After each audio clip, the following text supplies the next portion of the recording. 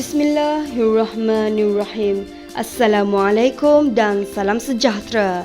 Bertemu lagi kita dalam sorotan berita dunia Islam. Berikut berita penting dunia Islam sepanjang 4 hingga 10 Ogos 2021.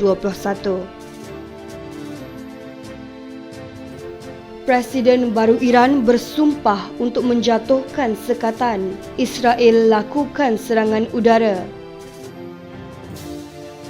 Hizbullah membalas serangan bom Israel. Pesawat perang Israel menyerang Gaza.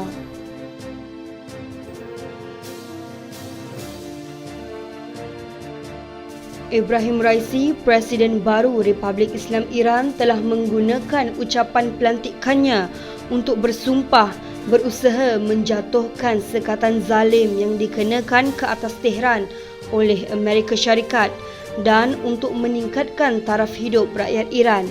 Raisi menyatakan demikian dalam ucapan yang disiarkan di siaran TV negara itu pada hari Selasa, bahawa misi presidennya akan meringankan sekatan Amerika terhadap Iran dengan menyatakan bahawa kami akan berusaha untuk mengangkat sekatan zalim yang dikenakan oleh Amerika.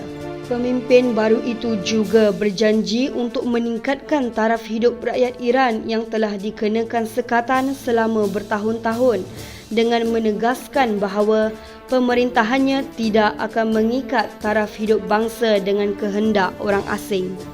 Presiden ultra-konservatif itu telah disahkan jawatannya oleh pemimpin tertinggi Iran, Ayatullah Ali Khamenei, pada hari Selasa.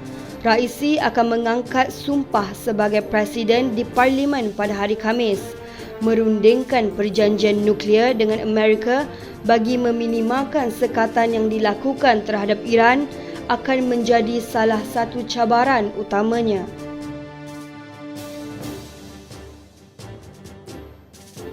Rejim Israel melakukan serangan udara di wilayah selatan Lebanon setelah melancarkan serangan artileri berat ke selatan negara itu sebagai tindak balas terhadap dakwaan serangan roket. Media-media Palestin melaporkan serangan udara itu pada awal pagi hari Khamis, menggambarkan sasarannya sebagai kawasan yang terletak di sepanjang sempadan selatan Lebanon dengan wilayah yang diduduki. Tentera Israel mengesahkan serangan itu dengan mendakwa bahawa kawasan yang disasarkan itu telah digunakan sebelumnya sebagai tapak untuk serangan roket ke wilayah yang diduduki. Pada hari Rabu, letupan dilaporkan terjadi di seluruh lokasi di selatan Lebanon sebagai akibat dari serangan artileri besar-besaran yang dilancarkan oleh rejim penjajah. Dengan alasan yang sama, saluran berita Israel mengatakan serangan yang terjadi setelah 3 roket dilaporkan ditembak dari selatan Lebanon ke wilayah yang dijajah, menyaksikan rejim haram itu melepaskan lebih dari 100 putaran artileri ke negara itu.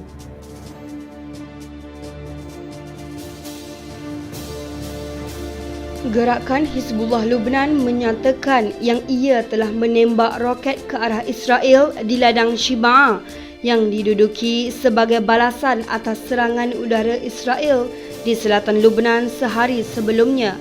Ia menyerang ladang terbuka berhampiran kedudukan Israel pada pukul 11.15 pagi waktu tempatan pada hari Jumaat dengan menggunakan puluhan roket kaliber 122. Televisyen Al-Mayadin Lebanon menyatakan sekurang-kurangnya 20 roket telah ditembak ke posisi tentera Israel. Al-Manar TV mengatakan sejumlah roket mensasarkan pangkalan tentera Dof. Sumber keselamatan Lebanon berkata roket dilancarkan dari kawasan Al-Arqub berhampiran bandar Shibaa di Lebanon. Siren serbuan udara terdengar di Galilea Atas dan di Bukit Golan, bahagian dari wilayah yang diduduki Israel pada tahun 1967. Presiden Lebanon Michel Aoun berkata, serangan udara Israel adalah yang pertama mensasarkan kawasan kampung sejak tahun 2006 dan menunjukkan peningkatan dalam niat agresif terhadap negaranya.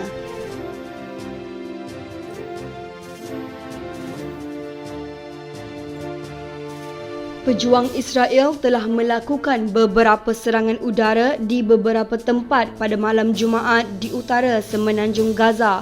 Sumber keselamatan Palestin melaporkan, pengeboman Israel menyasarkan sebuah bukit di kota Jabalia, utara Gaza yang dikenali sebagai tempat pentadbiran sipil di mana kebangkitan Palestin mempunyai pangkalan tentera. Sumber Palestin melaporkan bahawa 3 rumah warga Palestin terjejas oleh serangan Israel yang mana sebuah darinya terkena serpihan besar dan tidak ada kematian dilaporkan.